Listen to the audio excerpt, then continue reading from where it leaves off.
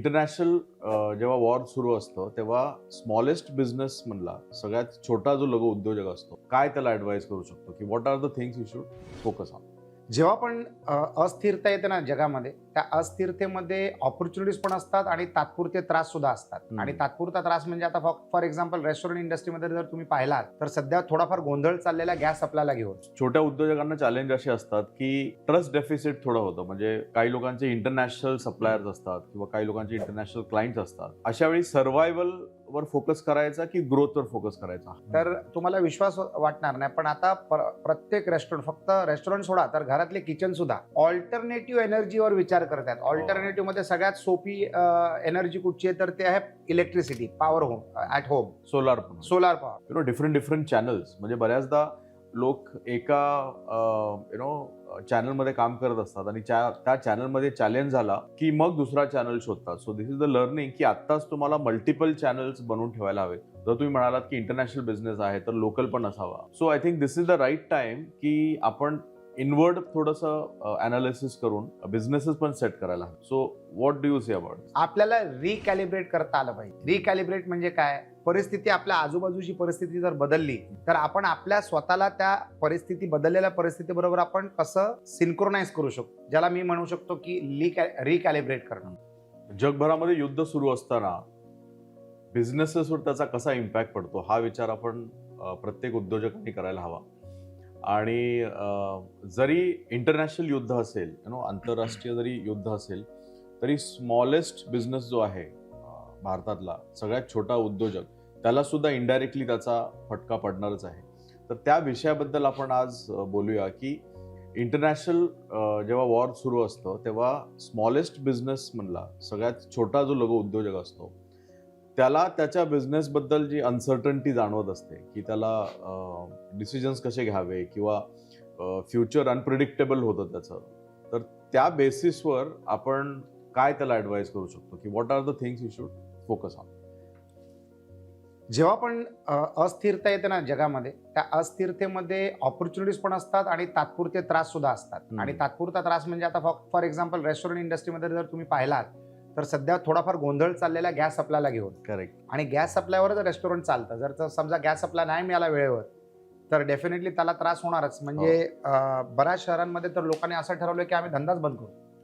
तात्पुरते दिवस जोपर्यंत गॅस सप्लाय येत नाही तोपर्यंत आम्ही रेस्टॉरंटच बंद करू. म्हणजे हा एक झाला छोट्या उद्योजकाचं उदाहरण. परंतु जेव्हा पण अशा अस्थिरता येतात तेव्हा आपल्याला अजून एक गोष्ट जाणवते की या परिस्थितीमधनं आपण पॉझिटिव्ह काय काढू शकतो. फॉर एक्झाम्पल आता डिमांड आणि सप्लायचा रेशो चेंज होऊन जातो. तुमचा सप्लाय करायच्या अडचणी वाढतात आणि डिमांड फ्लक्च्युएट होतो.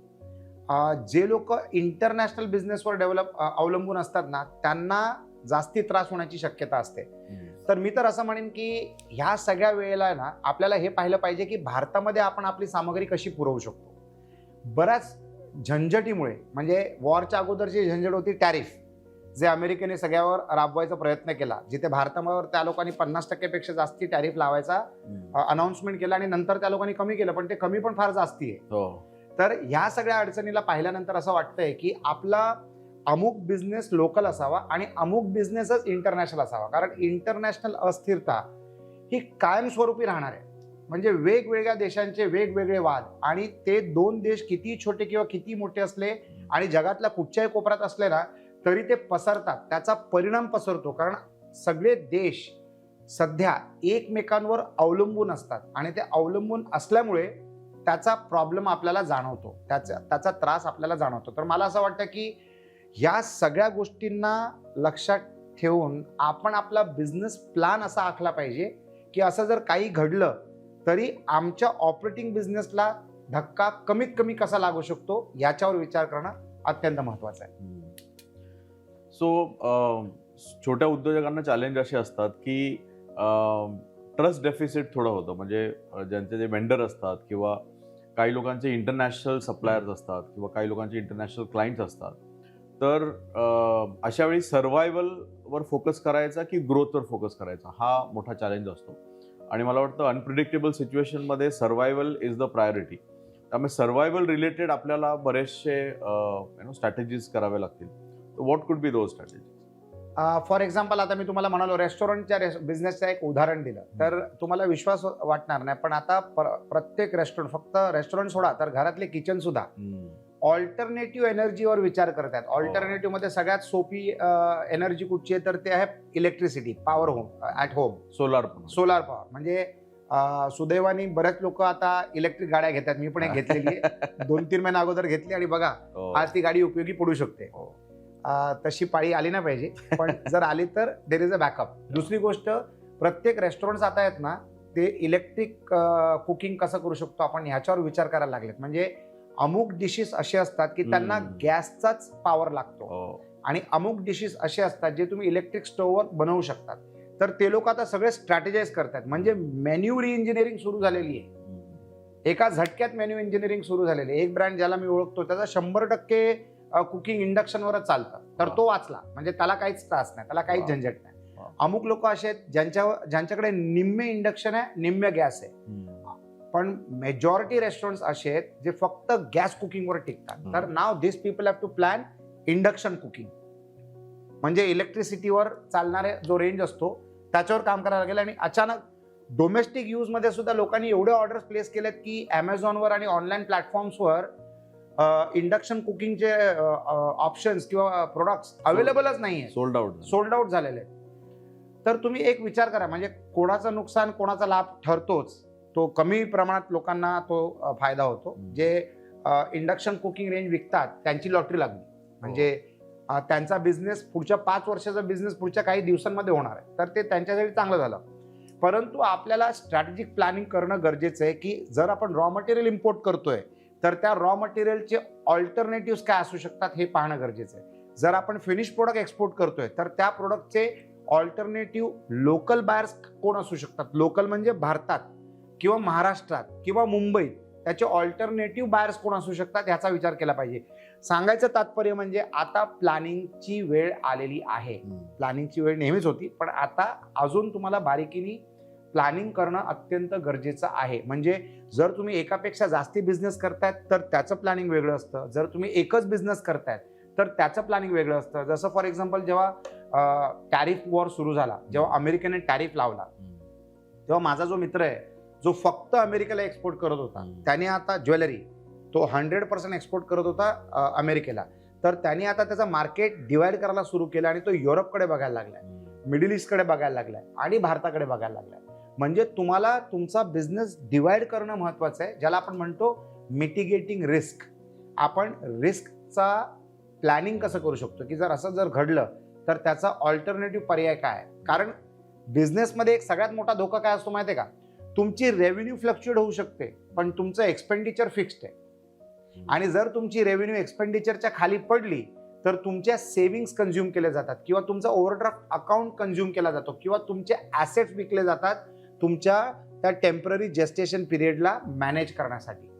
तर हे सगळं जर नाही करायचं असेल ना तर तुम्हाला तुमचा बिझनेस प्लॅन करणं गरजेचं आहे. आता भरपूर असे लोक होते ज्यांचं टोटल बिझनेस मिडल ईस्टवर अवलंबून होता.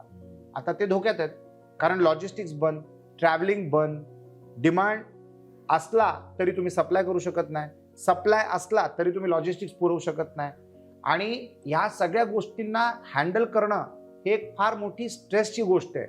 नॉर्मल सर्कमस्टन्सेसमध्ये सुद्धा बिझनेस करणं एक वेगळीच कसोटी असते. आणि त्यातल्या त्यात जर अशा सिच्युएशन निर्माण झाल्या तर मग काय करणार तुम्ही. तर you really need to plan well. माझे एक फार वरिष्ठ IRS अधिकारी आहेत, मित्र आहेत माझे. He is a very senior IRS official. त्यांना इन्साइट्स असतात, आपल्यापेक्षा चांगले इन्साइट्स असतात, कारण त्यांना government policies, government planning, international rules regulations, international परिस्थिती या सगळ्या गोष्टींचं इन्साइट्स असतात त्यांना आणि आतली माहिती सुद्धा असते. तर ते मला 2020 मध्येच म्हणाले की पुढचे 5 ते 10 वर्ष बिझनेस सांभाळून कर आणि विशेष करून आंतरराष्ट्रीय बिझनेस. आणि तेव्हापासून मी माझा बिझनेस मॉडेलच चेंज केलाय आणि माझं टोटल फोकस भारत देशाच्या आत आलेलं आहे. तर माझी आंतरराष्ट्रीय अवलंबून राहण्याची पर्सेंटेज फार कमी आहे, क्वचित आहे. आणि आता तर मला ते अजूनच चांगल्या पद्धतीने प्लॅन करणं महत्वाचं झालेलं आहे आणि ते मी करणार. त्याच प्रकारे माझे अनेक मित्रांनी सुद्धा ती प्लॅनिंग केलेली आहे. अनेक बिझनेसेस असे आहेत ज्यांचा अर्धा बिझनेस भारतात आहे आणि अर्धा बिझनेस परदेशात आहे, ते सुद्धा डिस्टर्ब देशांमध्ये, जे सध्या डिस्टर्ब आहेत त्या देशांमध्ये. मग त्याला प्रॉब्लेम आहे, कारण एक लक्षात ठेवा, आपल्याला कुठच्याही बिझनेसमध्ये जे प्रॉफिट मार्जिन असतात ना, ते 50% मॅच करणारे नसतात. तर जरी त्याचा बिझनेस 50% आंतरराष्ट्रीय असला तरी त्याचं ऑपरेटिंग कॉस्ट 100% भारतात आहे. मग तुम्ही काय करणार? म्हणजे तुम्हाला शॉर्ट रेव्हेन्यू येणार आहे. जरी तुमचा लोकल बिझनेस व्यवस्थित चालत असला, परंतु 50% बिझनेस आंतरराष्ट्रीय असल्यामुळे जर त्या इन्कमला धक्का लागला तर त्याच्या खर्चाला तर तुम्ही धक्का नाही लावू शकत. तो खर्च चालूच आहे, फिक्स्ड कॉस्ट. तो फिक्स्ड कॉस्ट आहे तुमचा. कारण तुम्ही तुमची एक्सपान्शन त्या पद्धतीने केली. तुमचं भाडं, तुमचं लाईटीचं बिल, तुमचं पगार, तुमचं रॉ मटेरियल परचेस वगैरे वगैरे. तुमचं रॉ मटेरियल परचेस तुम्ही फ्लक्च्युएट करू शकता, पण पगारांचं काय, भाड्याचं काय, पॉवर जनरेशन, पॉवर बिलचं काय? तर ह्या सगळ्या गोष्टींना आपल्याला लक्षात ठेवून सध्या प्लॅनिंग करावं लागणार. कारण ही जी आजची जी आपण परिस्थिती पाहतोय, 2020 ची परिस्थिती, जे एक मेडिकल चॅलेंज झालेलं, आणि मागच्या काही वर्षांची परिस्थिती जिथे आंतरराष्ट्रीय देशांमध्ये रेग्युलरली युद्ध चालू झालेले आहेत, तर ह्या परिस्थिती सध्या म्हणजे टोटल परमनंट राहणार आहेत. म्हणजे काय ना काहीतरी रूपांमध्ये कुठे ना कुठे चालूच राहणार आहे. मग अशा परिस्थितीमध्ये तुम्ही काय करणार, हे अत्यंत महत्वाचं झालेलं आहे. ह्याचं गणित करणं अत्यंत महत्वाचं झालेलं आहे. आंतरराष्ट्रीय देशांमध्ये जेव्हा आपण इन्व्हेस्टमेंट करतो तर त्याच्या काय काळजी बाळगल्या पाहिजे. म्हणजे इन्व्हेस्टमेंट करण्यापेक्षा फक्त तुम्ही टेक्नॉलॉजी ट्रान्सफर करू शकता, तुम्ही त्या टाईपच्या पार्टनरशिप्स करू शकता. तर तुम्हाला रिस्क मिटिगेट करता आलं पाहिजे. आणि आता काहीच सांगू शकत नाही की उद्या कुठच्या देशांमध्ये काय होईल. हे एकदम अनप्रेडिक्टेबल झालेलं आहे. आणि हे सगळे जे वॉर्स आहेत ना, हे इकॉनॉमिक वॉर्स आहेत. आणि these are the wars for energy आणि एनर्जी सप्लाय आणि एनर्जी कंट्रोल. हे सगळे एनर्जी रिलेटेड वॉर्स आहेत. मग ह्या गोष्टींना लक्षात ठेवून तुम्ही कसं प्लॅनिंग करू शकता हे तुम्ही गणित करा. प्रत्येक चॅलेंजमध्ये ना ऑपॉर्च्युनिटी पण असते. आणि जसं मोठ्या कंपन्यांमध्ये किंवा मोठ्या ऑर्गनायझेशनमध्ये आपण ऐकतो की अशा क्रायसिसच्या वेळी ले ऑफ्स होतात, लोकांना काढलं जातं. त्यामुळे छोट्या उद्योजकांना रिक्रुटमेंटची चांगली ऑपॉर्च्युनिटी मिळू शकते. किंवा आतमध्ये आपण नेहमी क्लायंट ओरिएंटेड असतो किंवा मार्केट ओरिएंटेड असतो आणि आपण बऱ्याच त्या व्यापामध्ये बिझी असतो, पण आतमध्ये आपल्याला काम करायला वेळ नसतो. ऑर्गनायझेशन बिल्डिंगमध्ये असेल, सिस्टम प्रोसेस असेल, SOP सेट करणं वगैरे अशा गोष्टीमध्ये असेल, तिथेही आपल्याला वेळ मिळू शकतो. आणि तिसरी सगळ्यात महत्त्वाची गोष्ट मला वाटते की आपण आपला बिझनेस नेहमी सेग्रिगेटेड असावा. Different channels. म्हणजे बऱ्याचदा लोक एका चॅनलमध्ये काम करत असतात आणि त्या चॅनलमध्ये चॅलेंज झाला की मग दुसरा चॅनल शोधतात. So this is the learning की आत्ताच तुम्हाला मल्टिपल चॅनल्स बनवून ठेवायला हवेत. जर तुम्ही म्हणालात की इंटरनॅशनल बिझनेस आहे तर लोकल पण असावा, किंवा वेगवेगळ्या सेक्टर्समध्ये असावा, की एनर्जी रिलेटेड आहे तर आता थोडंसं अशा सेक्टरमध्ये जावं की जिकडे चॅलेंजेस कमी येतील. So I think this is the right time की आपण इनवर्ड थोडंसं अनालिसिस करून बिझनेसेस पण सेट करायला हवेत. So what do you say about this? आपल्याला रिकॅलिब्रेट करता आलं पाहिजे. रिकॅलिब्रेट म्हणजे काय, परिस्थिती, आपल्या आजूबाजूची परिस्थिती जर बदलली तर आपण आपल्या स्वतःला त्या परिस्थिती, बदललेल्या परिस्थितीबरोबर आपण कसं सिंक्रोनाइज करू शकतो, ज्याला मी म्हणू शकतो की रिकॅलिब्रेट करणं. रिकॅलिब्रेशन फक्त मोबाईलला किंवा मशिनरीला नाही करायचं असतं, तर आपल्या बिझनेसच्या प्लॅनिंगला आणि स्ट्रॅटेजीला पण करत राहिलं पाहिजे. डिपेंडिंग ऑन द सिच्युएशन प्रमाणे तुम्हाला रिकॅलिब्रेशन करत जावं लागणारच. दुसरी गोष्ट कसे असते की फॉरेन इन्व्हेस्टमेंट जे आहे ना, त्या स्टेबल कंट्रीजमध्ये येतात आणि इनस्टेबिलिटीवाल्या कंट्रीजचा पैसा जो आहे ना, त्या स्टेबल कंट्रीजमध्ये मूव्ह होतो. आता फॉर एक्झाम्पल समजा मिडल ईस्टमध्ये जर त्रास चाललेला आहे, तर ज्या भारतीय उद्योजकांनी त्या देशांमध्ये आपली वेल्थ सरकवलेली, तीच भारतीय नागरिकं आता परत आपल्या देशांमध्ये येतील. मला अजूनही आठवतं की माझ्या कॉलेजच्या दिवसांमध्ये ना, ग्लोबलायझेशन हा एक फार जबरदस्त शब्द झालेला. म्हणजे सगळे लोक ग्लोबलायझेशन, इकडचं लेबर, तिकडचा पैसा, तिकडचं मार्केट, इकडचे रॉ मटेरियल, तिकडे फिनिश प्रोडक्ट्स, हीच चर्चा चालायची. पण आता आपल्याला एक समजलं पाहिजे की आता ग्लोबलायझेशन नाही आहे, आता डिसेंट्रलायझेशन चालू झालेलं आहे. सगळी लोक आता आपल्या देशांमध्ये सुरक्षित राहणार आहेत. म्हणजे जर आपण भारतीय आहोत तर आपल्याला सगळ्यात जास्ती सुरक्षितता आपल्याला आपल्याच देशामध्ये मिळणार.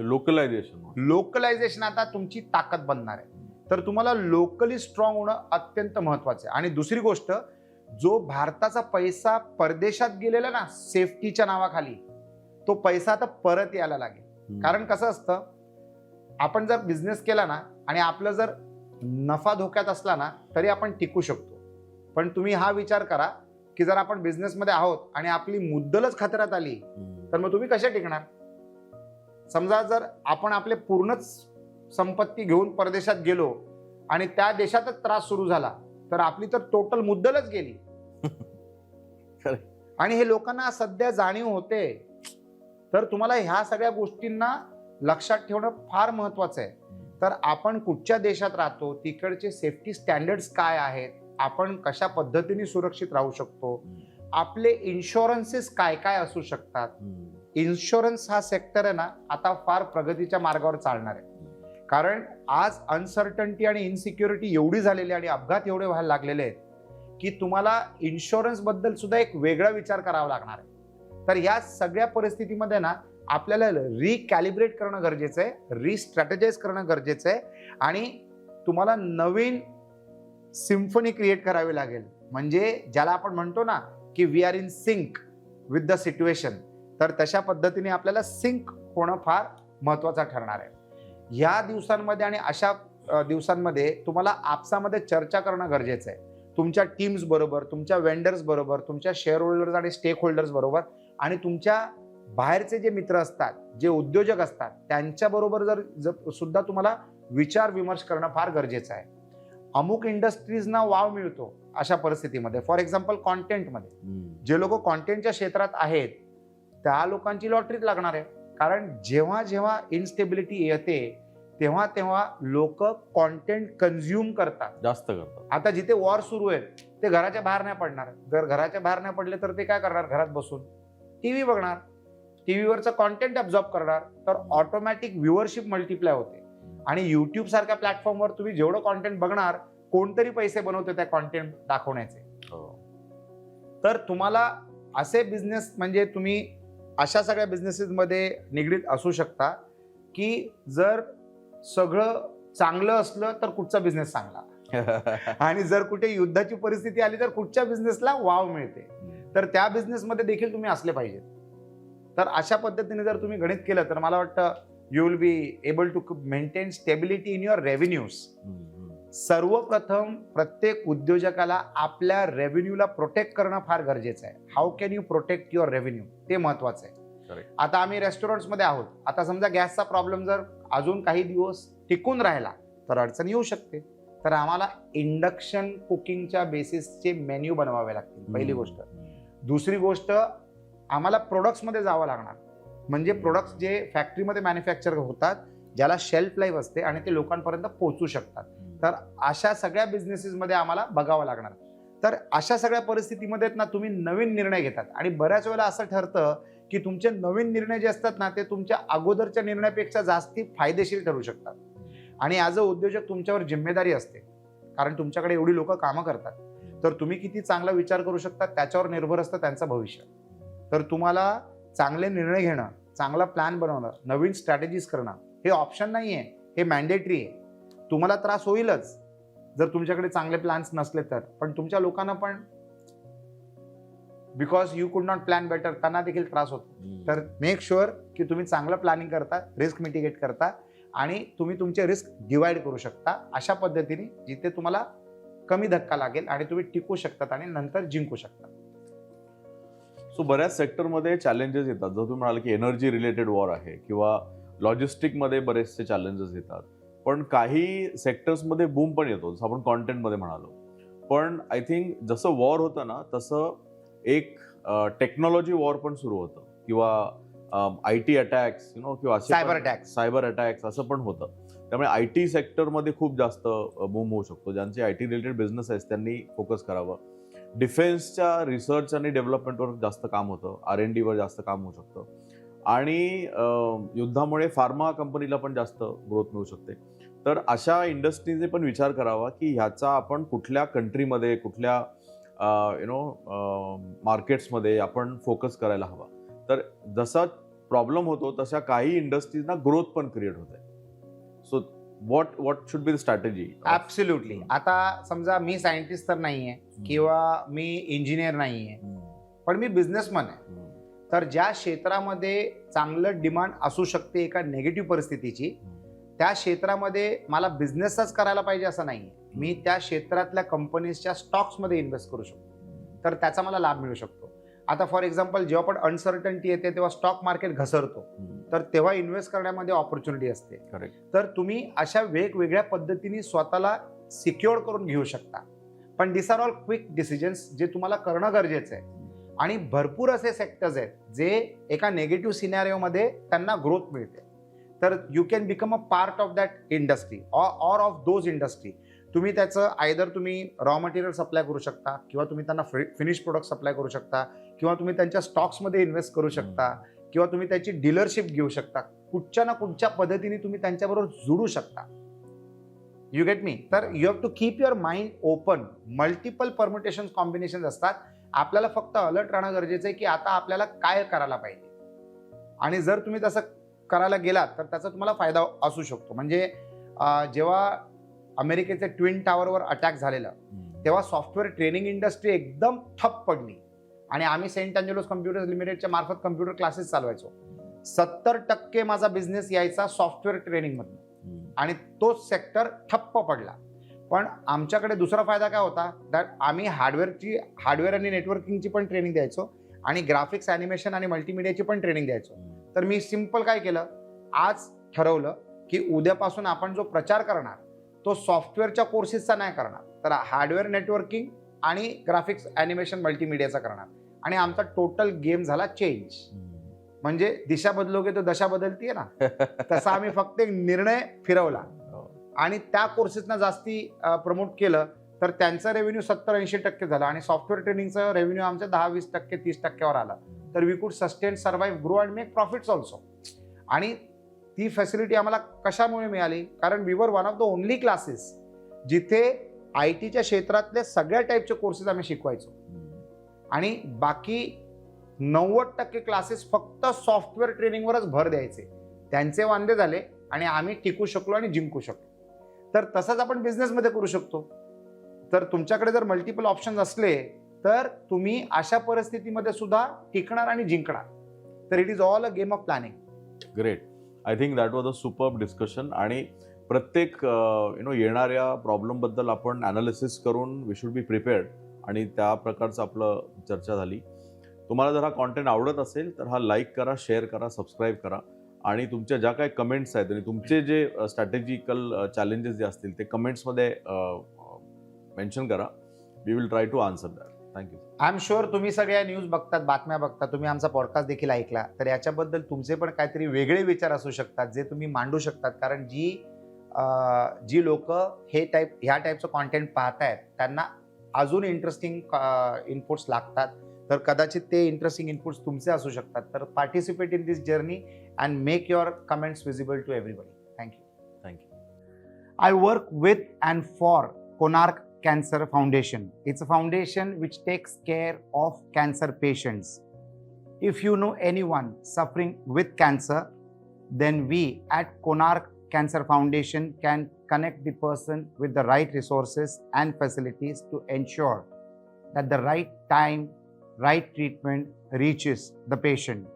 Whether it is connecting the resources or providing resources to the cancer patient, we do it all.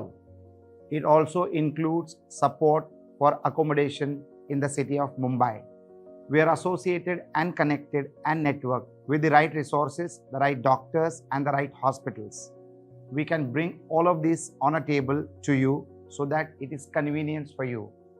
Whether it is guidance, whether it is medical support, or whether it is operating procedures, our team facilitates every activity required for the patient and the support required for the family.